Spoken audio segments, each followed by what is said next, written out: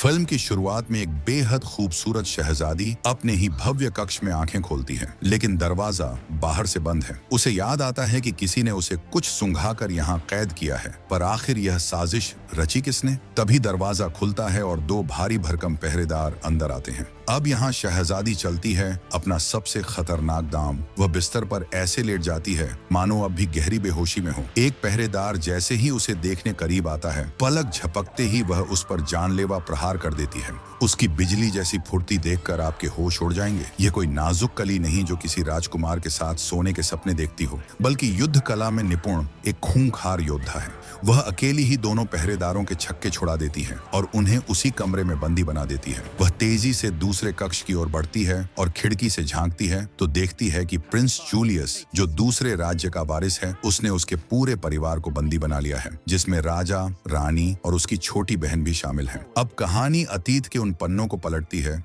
जहां इस खौफनाक साजिश का बीज बोया गया था। कुछ समय पहले राजकुमार जूलियस और इस शहजादी का विवाह तय हुआ था, पर जूलियस एक बेहद क्रूर और स्वार्थी भेड़िया था, इसलिए शहजादी ने एक दुस्साहसी कदम उठाया। वह ठीक विवाह वाले दिन ही मंडप से फरार हो गई। इस भयंकर अपमान से जूलियस बदले की आग में पागल हो उठा। आज उसी नफरत ने उसे इस खौफनाक जाल को बुनने के लिए उकसाया है। वह किसी भी कीमत पर शहजादी को अपनी मुट्ठी में करना चाहता है। आखिर क्यों? क्योंकि शहजादी का कोई भाई नहीं था और जूलियस की गिद्ध जैसी नजरें सिर्फ शहजादी पर नहीं, बल्कि इस पूरे साम्राज्य के सिंहासन पर घड़ी थी।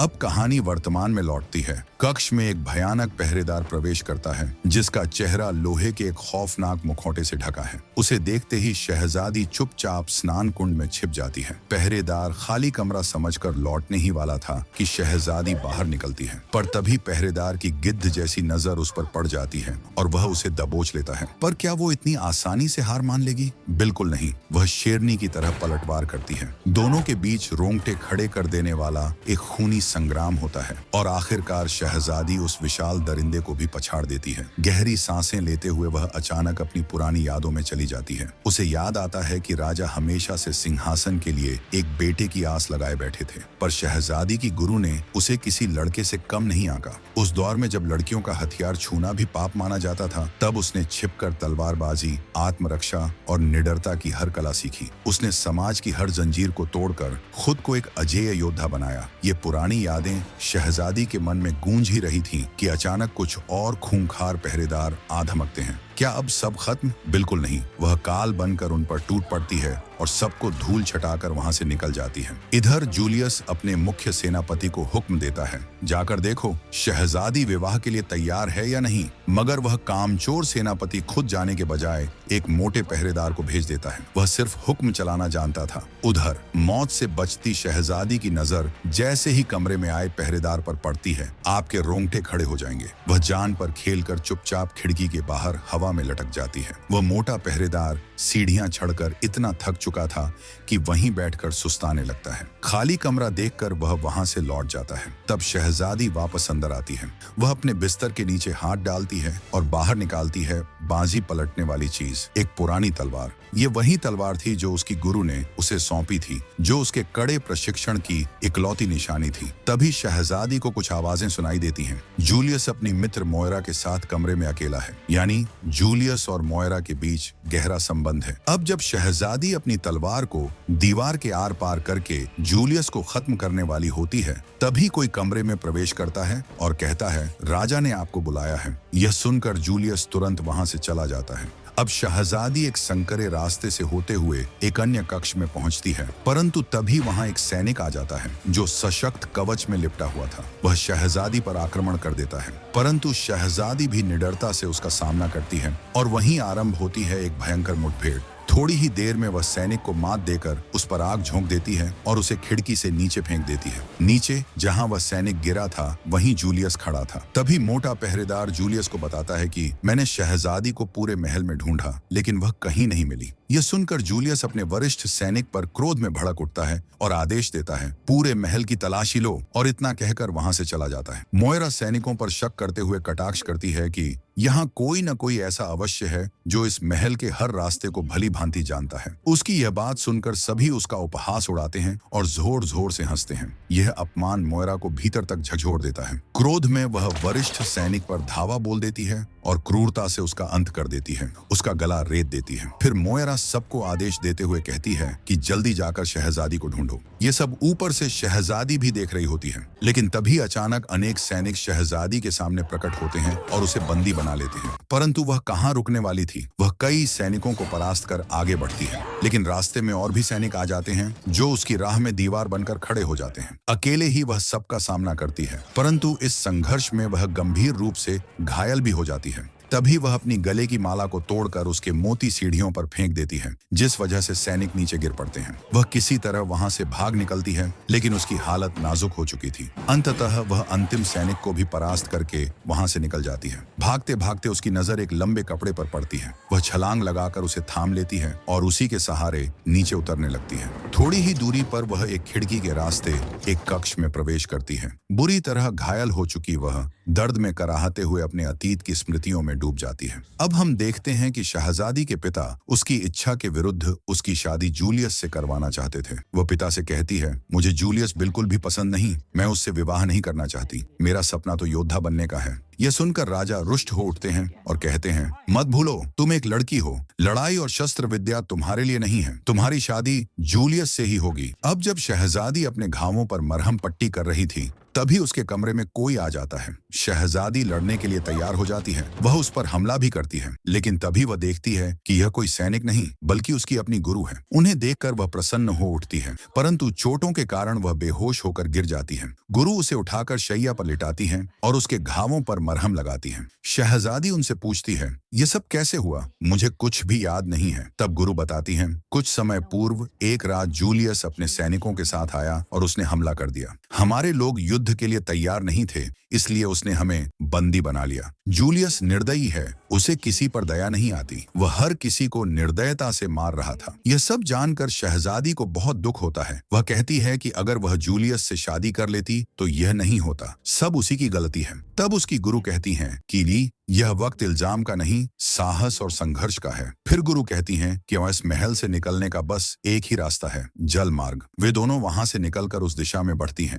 लेकिन मार्ग में वे देखती हैं कि जूलियस के सैनिक आम जनता पर कहर ढा रहे हैं। 3 सैनिक मिलकर एक स्त्री पर अत्याचार कर रहे होते हैं। ये देखकर वे दोनों गुपचुप तरीके से वहां पहुंचती हैं और उन पर हमला बोल देती हैं। वे स्त्री को रास्ता दिखाते हुए कहती हैं कि पीछे एक रास्ता है, भाग जाओ। फिर वे दोनों बहादुरी से सभी सैनिकों को पछाड़ती हैं। तभी एक बचा हुआ सैनिक गुरु पर हमला करने जा रहा था कि तभी मोयरा समय रहते वहां पहुंचती है और अब वह इनसे लड़ने लगती है। मोयरा अपने हथियार से शहजादी के गले को पकड़ लेती है, जिससे शहजादी की हालत अत्यंत गंभीर हो जाती है। परंतु तभी उसकी गुरु पीछे से आकर मोयरा को परास्त करती है और उसे दूर धकेल देती है। इसी कारण शहजादी की रस्सी खुल जाती है। फिर शहजादी और उसकी गुरु मोयरा के चारों ओर आग लगा देती हैं, ताकि मोयरा उन्हें रोक न सके और दोनों वहां से निकलने लगती हैं। अब गुरु शहजादी से कहती हैं, तुम अकेली ही भागो, यह आवश्यक है, तुम्हें अपने परिवार को बचाना है। शहजादी मना करती है, पर गुरु आग्रह पूर्वक समझाती हैं और स्वयं मोयरा का सामना करने का निश्चय करती हैं। अंततः शहजादी उनकी बात मान जाती है और अकेले ही पानी के रास्ते से वहां से निकल पड़ती है। वह जेल तक पहुंचती है, जहां सैनिक उसके परिवार पर निगरानी रख रहे होते हैं। वे शराब पीते और खेलों में मग्न होते हैं। शहजादी उनके पास जाकर शराब पीती है और अचानक उन पर धावा बोल देती है। अपने सैनिकों से भिड़ती हुई बेटी को देखकर उसके पिता अचंभित रह जाते हैं। वह जैसे ही अपने परिवार को वहां से निकालने लगती है, अचानक कुछ और सैनिक वहां आ धमकते हैं और इन सभी पर हमला कर इन्हें बेहोश कर देते हैं। जैसे ही शहजादी को होश आता है तो वह खुद को जूलियस के सामने बंधा हुआ पाती है। उसके साथ उसका पूरा परिवार भी वहीं मौजूद था। तभी मोयरा शहजादी की गुरु को भी वहां ले आती है। शहजादी रोमांटिक होकर जूलियस से कहती है, मैं दिन रात आपके बारे में ही सोचती रहती हूँ। जूलियस हैरान होकर पूछता है, क्या सोचती रहती हो मेरे बारे में? शहजादी आंखों में नफरत लिए कहती है, मैं तुम्हें मारने के अनगिनत तरीके सोचती रहती हूँ और मुझे उस पल का बेसब्री से इंतजार है जब मैं तुम्हारा धड़कता हुआ दिल अपने हाथों में पकड़ूंगी। ये सुनकर जूलियस का पारा चढ़ जाता है और वह तिलमिला उठता है। गुस्से में आकर वह ऐलान करता है, अब मैं शहजादी से नहीं बल्कि उसकी छोटी बहन से विवाह करूंगा, क्योंकि इससे भी मैं राजा बन जाऊंगा। फिर जूलियस शहजादी को मारने का आदेश देता है। शहजादी स्थिति को भांपते हुए अपनी गुरु को इशारा करती है ताकि वह उसकी छोटी बहन को यहाँ से ले जाएं। फिर शहजादी लड़कर सबका ध्यान भटकाती है और इतने में गुरु उसकी बहन को लेकर वहां से निकल जाती है। तभी एक सैनिक शहजादी को उठाकर खिड़की से बाहर फेंक देता है और वह सीधे गहरे पानी में जा गिरती है। पानी में गिरते ही उसे होश आता है और वह याद करती है, मुझे अपने परिवार को बचाना है, उनके लिए लड़ना है और अपने पूरे शहर को सुरक्षित रखना है। ये सोचते ही वह अपने हाथ में बंधी रस्सी को पास पड़े कांच के टुकड़े से काटती है और पानी से बाहर निकल आती है। इसके बाद जूलियस शहजादी के माता पिता को बेड़ियों में कैद करके एक पुराने चर्च में लाता है, जहां पहले से ही तमाम लोग मौजूद थे। जूलियस वहां शहजादी की छोटी बहन से विवाह रचाने के इरादे से आया था। वहां पहुंचते ही वह शहजादी की छोटी बहन को ढूंढने का आदेश देता है। तभी शहजादी फिर से महल में आ जाती है, जहां एक सैनिक सामने से उस पर हमला करने आता है। लेकिन तभी हम देखते हैं कि शहजादी की छोटी बहन महल में ही एक स्टैचू के पीछे छुपी हुई है। अब जैसे ही सैनिक शहजादी को मारने के लिए आता है तो शहजादी की छोटी बहन वह स्टैचू सैनिक पर गिरा देती है, जिससे सैनिक की मृत्यु हो जाती है। तभी यहाँ शहजादी की गुरु भी आ जाती हैं, जिन्हें देखकर शहजादी को एक ओर सुकून मिलता है तो दूसरी ओर दिल में टीस उठती है कि काश मैंने जूलियस से शादी कर ली होती तो यह दिन देखने को न मिलता। इसके बाद तीनों वहां से निकल जाती हैं और एक जगह पहुंचती हैं जहां पुराने जमाने के युद्ध में काम आने वाले हथियार रखे हुए थे। शहजादी और गुरु युद्ध वाली वेशभूषा में खुद को तैयार करती हैं। चूंकि शहजादी की छोटी बहन को भी ऐसे कपड़े पसंद थे, इसलिए अब वह भी पूरी तरह तैयार हो जाती है। अब वे दोनों शहजादी की बहन को वहीं रुकने का आदेश देकर आगे बढ़ जाती हैं। दूसरी तरफ जूलियस के सैनिक शहजादी की छोटी बहन को ढूंढ रहे होते हैं, जबकि शहजादी और उसकी गुरु दोनों बाहर दुश्मनों से लड़ रही होती हैं। जूलियस शहजादी और गुरु की आवाज सुनकर चौंक जाता है। उसे तो यही लगा था कि शहजादी मर चुकी है। अब वह अपने और सैनिकों को उन दोनों से लड़ने भेज देता है। इसी बीच शहजादी की छोटी बहन चुपके से चर्च में आ जाती है और वहां गुरु के कैदी प्रेमी को खोल देती है।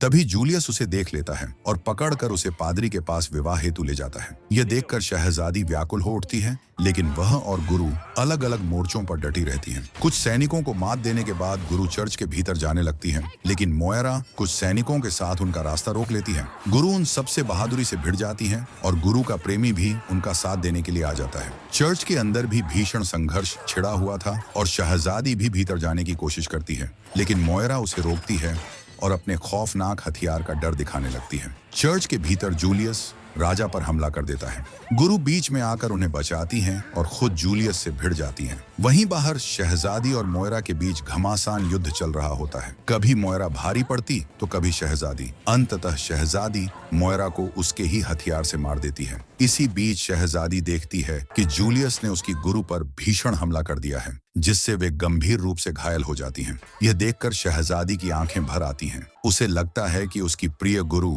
अब इस दुनिया में नहीं रही, लेकिन तभी गुरु का प्रेमी आकर उन्हें अंदर ले जाता है। अब चर्च के भीतर केवल जूलियस और शहजादी रह जाते हैं और उनके बीच निर्णायक युद्ध शुरू होता है। जूलियस का हमला शहजादी को और अधिक घायल कर देता है। अब उसमें लड़ने की ताकत नहीं बचती और वह थककर घुटनों के बल उसके सामने बैठ जाती है। जूलियस अपनी तलवार उसकी गर्दन पर रख देता है और सबके सामने ऐलान करता है, अब इस राज्य का नया शासक मैं हूँ। लेकिन तभी शहजादी को अपनी गुरु की एक सीख याद आती है, लड़ाई में हमेशा संयम रखो और अपना ध्यान लक्ष्य पर केंद्रित करो। अब जैसे ही जूलियस का ध्यान बढ़ता है, शहजादी फुर्ती से उसकी तलवार छीनती है और एक ही बार में उसका सिर धड़ से अलग कर देती है। क्योंकि जूलियस ने अपने सिर पर राजा का ताज पहन रखा था, इसलिए सिर कटते ही वह ताज भी नीचे गिर जाता है। शहजादी वह ताज उठाकर सीधे अपने पिता राजा के पास जाती है, लेकिन राजा सबके सामने ऐलान करते हैं कि अब इस राज्य की अगली शासक मेरी बेटी शहजादी होगी। यह सुनते ही वहां मौजूद हर व्यक्ति खुशी से झूम उठता है। वह शहजादी अपनी गुरु को जीवित देखती है तो पहले हैरान होती है, फिर खुशी से दौड़कर उन्हें गले लगा लेती है। तभी वह मोटा पहरेदार बाहर निकल कर आता है और शहजादी को देखकर उल्लासित होकर कहता है, ओह शहजादी, तुम यहाँ हो, शुक्र है तुम मिल गई। मैंने तुम्हें कहाँ कहाँ नहीं ढूंढा। ये सुनते ही सब जोर जोर से हंसने लगते हैं और इस हल्के फुल्के हर्षोल्लासपूर्ण दृश्य के साथ यह शानदार फिल्म यहीं समाप्त हो जाती है।